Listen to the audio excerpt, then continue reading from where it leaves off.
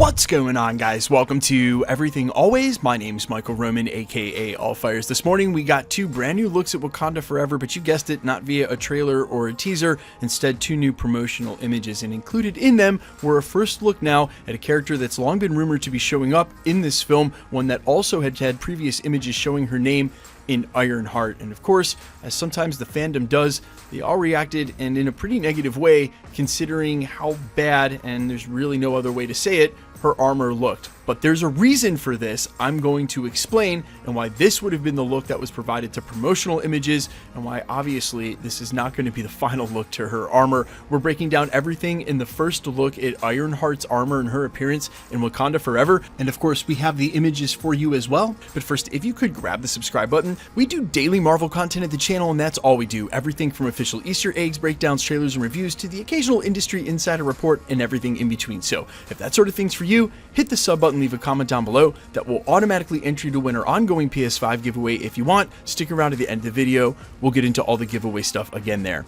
Okay, so these are the first look images at IRONHEART, confirming not only her appearance in Wakanda Forever, but her armor, which to say the least looks a little bit hodgepodge, a little bit rickety, maybe even like she made it in her garage. And while I did not mean for any of those lines to ultimately rhyme, I don't do my videos in prose, it's probably pretty important to note that this character, and from her origin in the comics, likes to take an arc very similar to Tony Stark's. And in fact, in the comic, it's AI Tony Stark that helps her along the way. I have to assume, in that mirroring of Tony Stark's journey and arc, that this is simply IRONHEART's Mark I. You can see that the red and gold there on her armor is inspired from the Iron Man armor look, and ultimately in the comics, her armor didn't look anything like this. It does look a little hodgepodge. This is probably her first iteration of the suit, before she starts working with Wakanda and gets major upgrades from Shuri. As you notice from the rest of these promotional materials, including Shuri, none of them are wearing the Black Panther mantle. That armor is nowhere to be found, and you would have to assume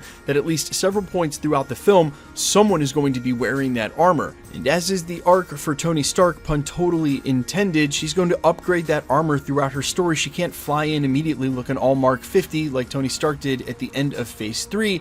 That's what's down the road to come. Now, it's actually pretty easy to explain why her armor looks like this, even though no, it looks nothing like the Mark I from the comics.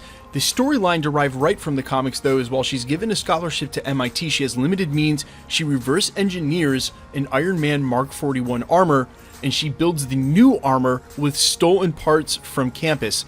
Taking a good look at this suit, that's exactly what this looks like. She built it in a garage with stolen parts, and some of these to me, although yes, this is low rendering and I'm completely guessing, sort of look like car parts. That circular part in the front there looking like a carburetor, and oh, what a nod that would be to Tony Stark if she truly took these parts from hot rods and cars and built her suit out of that. And look, they've developed already pretty early here in Phase 4 that there's a lot of common knowledge about who the Avengers are, to the point where they're celebrities, and while the reports might not all line up and Marvel's still doing light retconning, placing a member of S.H.I.E.L.D.'s team at the battle even though it wasn't shown. And listen, I'm okay with like retconning like that, and if you're not, you have to ask yourself where you draw the line. Why would the US government not scramble jets immediately at some huge ship looming over upstate New York, especially considering they would have had time to drop a battle plan after the original Battle of New York? That all a topic for a different video. This is all to say it's a lot more believable in the MCU that people would become super fans and idolize the Avengers, and shoot, Tony Stark was a celebrity and idol even before he became Iron Man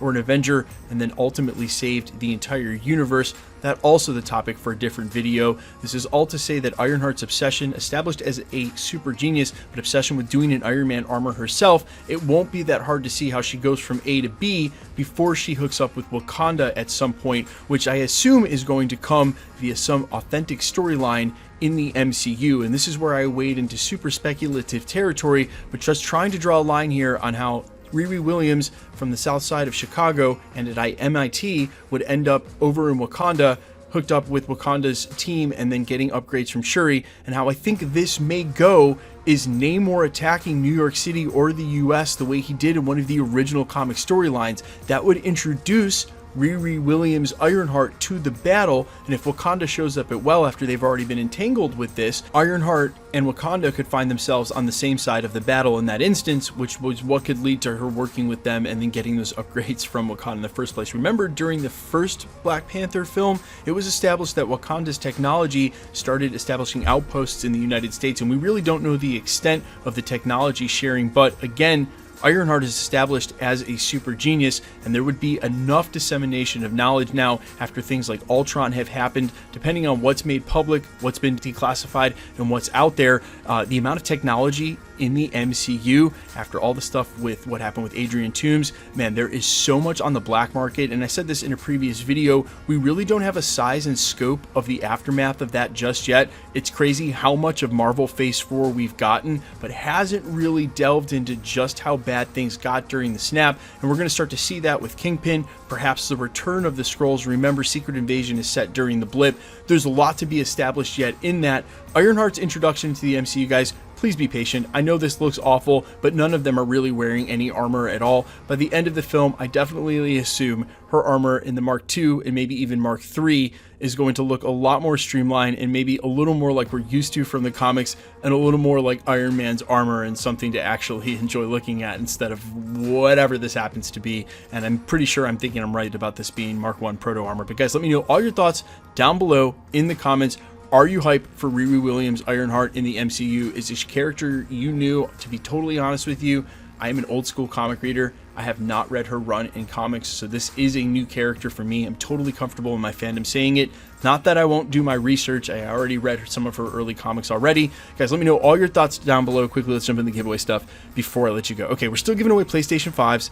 Every 20,000 subscribers all the way up to 1 million. The next milestone is 80, which we are headlong into. Can easily hit by month's end or next. If you want to be entered to win, all you have to do, hit the subscribe button, leave a comment down below. That will automatically enter you, and because it's truly random, the more videos you comment on, the better chance you have of winning. All winners will be announced at the end of videos. I do not put that stuff in the comments, so if there's any confusion about that or any spam bots, just report those comments. Keep it moving. Also, heads up, that's all over the platform, so if you see this other places too, do the same thing. My name is Michael Roman. You can find me in a couple of places, Instagram and Twitter at IamFires. You can also find me on Spotify, YouTube, Amazon, Apple, iTunes, wherever you listen to original music under the name Allfires. And if you're still listening in the last minute of this video, there's a good chance you're the type of person I'm trying to reach. Over the next 10 weeks, I'm going to be in a voting competition to win a live opening show at the Hollywood Bowl sometime this fall. And while I don't normally do things like this, I've been in previous bands. I've just gotten back into the music industry in the last couple of years. I've released 3 or 4 singles. Actually, we're up to 6 now. Wow,